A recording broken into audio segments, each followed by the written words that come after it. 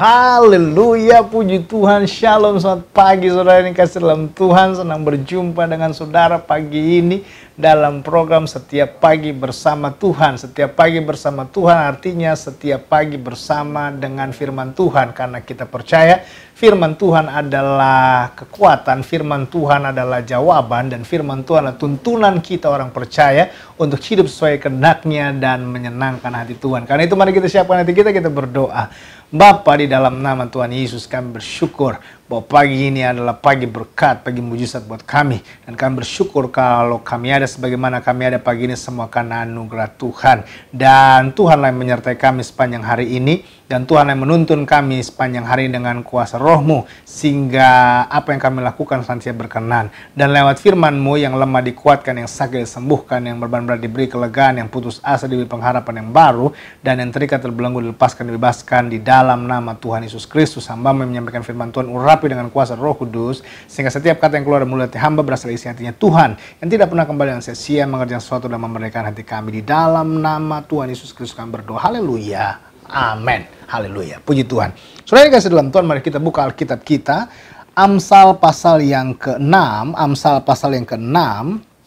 Amsal pasal ke-6 ayat yang ke-16 sampai dengan ayat yang ke-19. Tema kita hari ini adalah mendengar nasihat. Mendengar nasihat. Oke, kita baca ayat firman Tuhan kita ayat 16. 6 perkara ini yang dibenci Tuhan.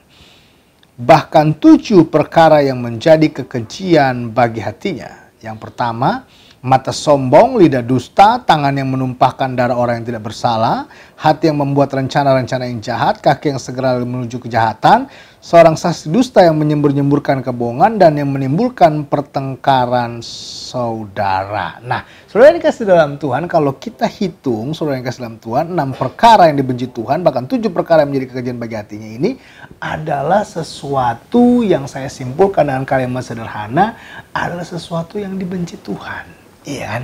Saudara yang kasih dalam Tuhan, dalam hidup ini ada perkataan begini, saya nggak suka deh pendeta sama dia, saya nggak senang deh kalau dia buat begitu. Nah, saudara yang kasih dalam Tuhan, ketika kita nggak suka, ketika nggak senang, itu membuat apa?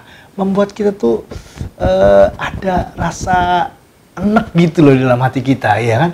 Rasa kayak gimana gitu dalam hati kita. Nah, saudara yang kasih dalam Tuhan, saudara bayangkan bagaimana Tuhan membenci perbuatan-perbuatan tadi.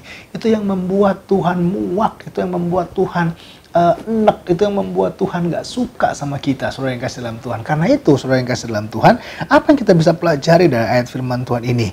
Yang bisa kita pelajari adalah ketika kita mendengar nasihat-nasihat, satu, itu akan membawa kebaikan buat kita. Jadi saudara, kita jadi orang Kristen jangan yang anti nasihat, jangan anti teguran, jangan anti yang ingin dikasih tahu yang benar, saudara yang kasih dalam Tuhan, iya kan? Karena nasihat itu baik untuk mendatangkan kebaikan. Kadangkala yang melihat diri kita kurang itu bukan diri kita, tapi orang lain. Orang lain yang melihat kekurangan kita, karena itu kita sikapi, kita terima, iya kan? Jangan kita malah ketika ada yang coba kasih tahu, coba tegur, malah kita merasa nih orang siapa dia gitu kan, nih orang sama saya urusannya apa gitu. Jangan saudara, karena mendengar nasihat itu kebaikan buat diri kita, iya kan?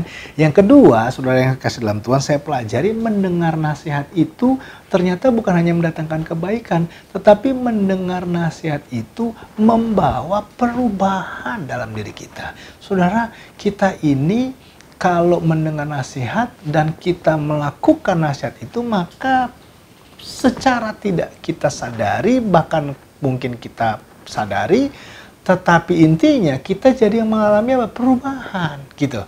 Jadi orang ngasih tahu, ya lu sabarlah, ya kan? Kalau misalnya orang ngasih tahu, ya udah, kalau suami lu gitu atau pasangan lu begitu, ya udahlah, lu doain deh, lu sabar deh, ya kan? Nggak usah dibawa emosi lah, ya kan?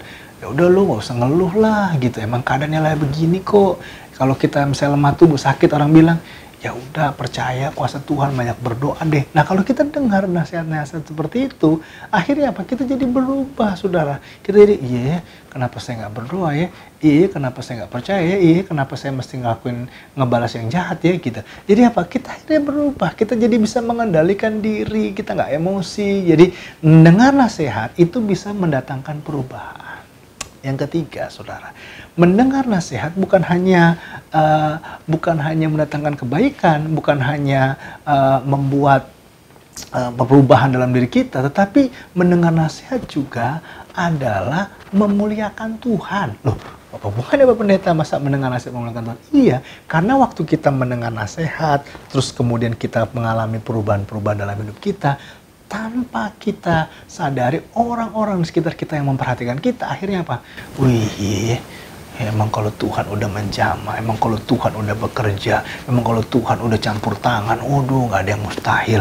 Dia tuh gue tahu siapa dia tuh, orang-orang nggak mungkin berubah dah, ilah orang kata nggak mungkin bertobat loh orang-orang model kayak gitu, tapi dia benar-benar bisa berubah. Yang tadi suka pukulin istrinya, yang tadi bisa maki-maki anaknya, istrinya, waduh sekarang dia lembut banget. Kenapa ya? Dengan nasihat firman Tuhan. Jadi apa? Nama Tuhan dipermuliakan. Saudara yang kasih dalam Tuhan, saudara, kalau kita mau dengar nasihat, kita memuliakan nama Tuhan. Karena itu saya sebagai teman, sebagai sahabat, sebagai hamba Tuhan kembali mengingatkan, yuk kita dengar nasihat. Nasihat firman, nasihat orang-orang bijak, nasihat orang-orang menasihati kita, dan nasihat-nasihat yang lainnya.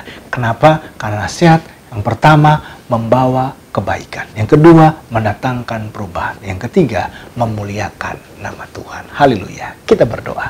Bapa, terima kasih atas firman-Mu mengingatkan kami kembali. Pagi ini kami diingatkan untuk mendengar nasihat, karena nasihat itu akan mendatangkan kebaikan, perubahan, dan juga memuliakan nama Tuhan. Karena itu ya Bapa, kami berdoa, biarlah setiap nasihat-nasihat firman kami dengar tertanam di hati pikiran kami, sehingga akhirnya itu dapat memuliakan nama Tuhan. Kami berdoa di dalam nama Yesus Kristus, terpujilah nama Tuhan. Haleluya.